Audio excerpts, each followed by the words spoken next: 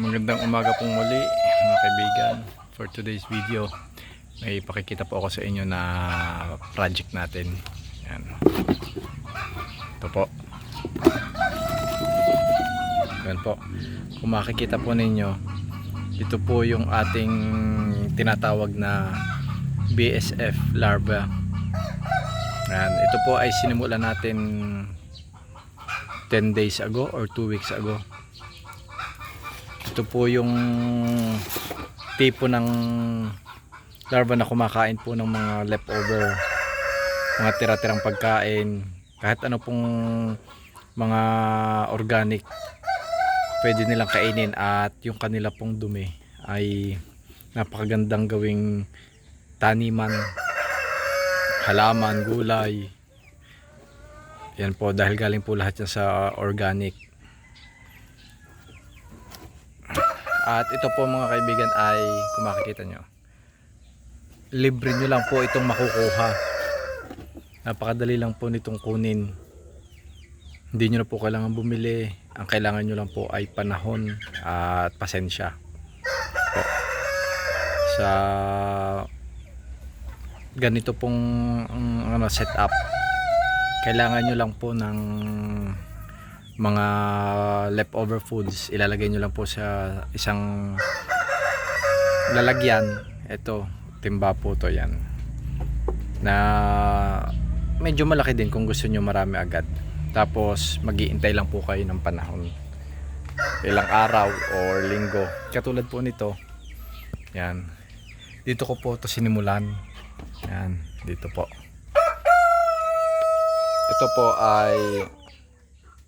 Ito po ang aking bagong bait.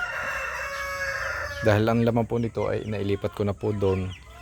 Naglagay po tayo ng bago. Ito po ay mga dahon ng Madre de Agua. Tapos yan, mga Indian mango na sobrang hinog na.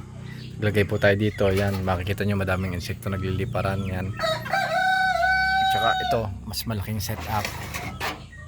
Yan. Ito. Yan, makikita nyo po yan. Hindi nyo po ito mapapansin. Katulad nung sa akin, akala ko po hindi matutuloy dahil wala po ako nakikita. Pero after 10 days, 2 weeks, yan po, meron na po palang mga larva.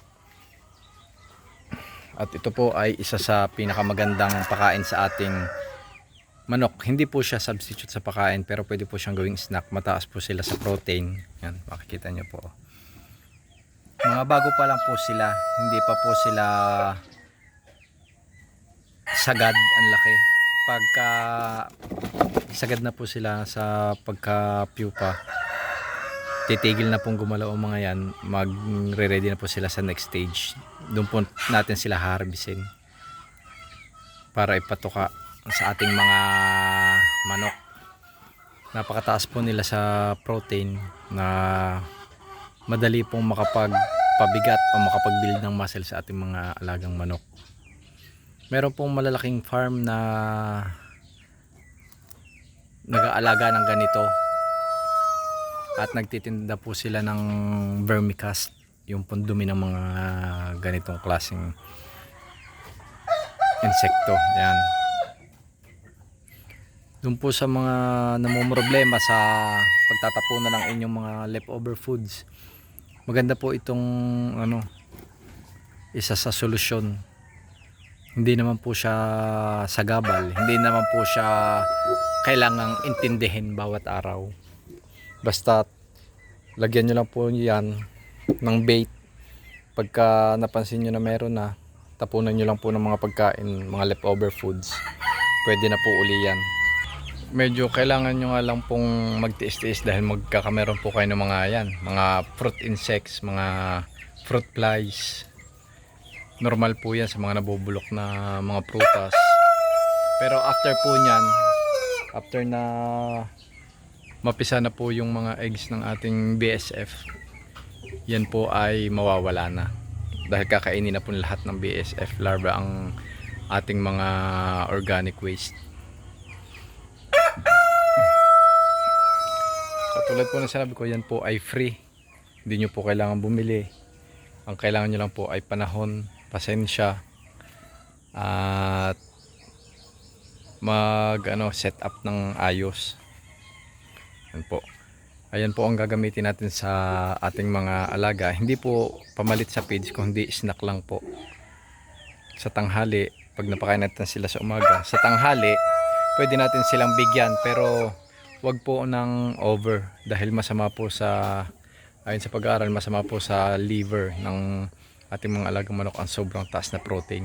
Nadadamage po ang kanilang liver. May quantity lang po, siguro isang kutsara lang sa bawat isang manok. Tetestingin muna po natin yon, pero magpaparami po muna tayo. Ito pong ating isang hen kagabi po ay ating inilabas. Siya po ay naglilimlim dito sa loob ng kulungan na to. Kita nyo po, paali-aligid siya dito. At ang inilagay po natin dito ay yung dalawa po natin na native. Yan po, anak po siya ni Makoy. At cross po sa native yan, yung dalawang malaki na yan.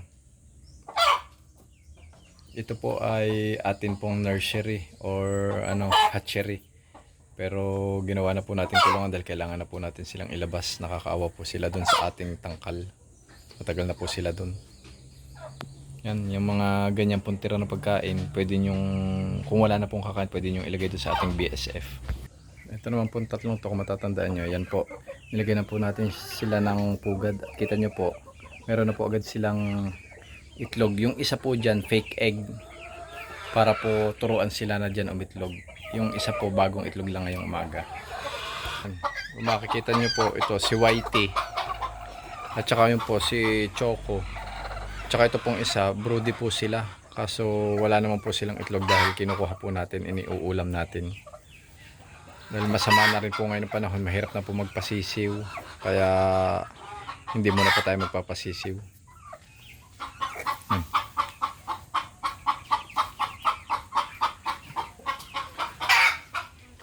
Ito po na matibay ang ating kahit bagyohin, ayos lang po. May gagawin pa nga po pala tayo ngayon. Yang chichikin po natin tong bubong ng ating kulungang isa. Ito po ay bagong gawa lang namin, mag-iisang taon. Last year lang po namin ginawa ni tatay. Kaso titingnan natin para preparation. Lalagyan na rin natin ng sealant yung kaya nating abutin. At ito po sina Chiki Chiki. Nilipat po natin dito dahil naglinis po tayo ng kulungan. Chiki Chiki! Chiki Chiki! Kumain ka na, Chiki Chiki! Ito po si Yuna. Nilipat po natin dito sa malaking kulungan dahil pansin ko po pagka nandun sa maliit na kulungan siya, paikot-ikot po siya, lagi po siyang hinihingal kahit hindi naman po mainit na panahon yan. Kaya inilagay ko muna po siya dito. Tsaka para hindi po siya magkita ng mga ibang manok sa labas. Dito lang po muna siya. Yan. Kung makikita nyo nga po pala, ito pong ating upgraded native na ito. Ito na lang po natira, yung isa po na itapon na po natin dahil sa palagay ko po hindi na po siya makaka-recover. Tapos nandito naman po yung ating mga Rhode Island na reject na po siguro to, tsaka itong isang ating hen natin, mga reject na po to. Yan. Baka itapon na lang po natin sila. Ito naman po, kung maalala nyo, tatlo po sila. Meron po ditong isang row. Inilipat na po natin yung row dahil inaaway nyo po itong dalawa. Kasama nyo po yung isang row na iniregalo sa atin. Yan. At ito naman po yung ating mga 3 months. Sakto silang 3 months. At baka po ihiwalay na rin po natin itong mga hen dito po sa dalawang row. Dahil malaki na po sila at masikip na po sila sa kulungan. Ayan po. Anak po sila ni Asyong at saka nung ating dating blue na out. Ito po yung ating isang row na sinasabi ko na kasama nung dati, inilipat po natin dito. Matatandaan nyo po, dito po nakalagay sina Chiki Chiki. Inilipat po natin dito yung ating dalawang Rhode Island na malaki na. Tapos ito naman po, yung ating mga possibly lahat po ito ay hen. Magse-selection po tayo dito, tapos yung iba ay out natin na pang ulam. Yan. Kung mapapansin nyo po, nagtanim nga po pala tayo ng mga oregano dito. Tapos yun po, may nagtanim din po tayo ng kamote. At nagtusok po tayo ng ilang tusok ng kangkong. Ito po yung isa. Yan. Ito po yung kamote. Napakadali pong mabuhay ng kamote at ng kangkong. Ito po yung isa. Yan. Kaso nakain to nung ating puting native, kaya yan na lang po. Tsaka dito po pala nagtusok din ako. Isa yon at isa yon. Tapos nagsisimula na po uling tumubo yung mga damo. Dito po dati po may mga kangkong din dito at kamote, kaso naubos po nung nagpa pre-range dito si tatay ng manok. Kaya nagtanim po ulit tayo para kumalat po uli ang kamote, yung kangkong. At magbalikan po yung mga insekto para sa sunod na pre-range po natin. May pre-insect po tayo na hindi lang po dahon yung makakain ng ating mga alagang manok. Dahil po yun ang natural na kinakain nila, halaman, insekto, prutas, yan yung mga patak-patak na yan. Yan po. Ayan po muna ang update natin for today. Maraming salamat po sa palagi panonood. Thank you po.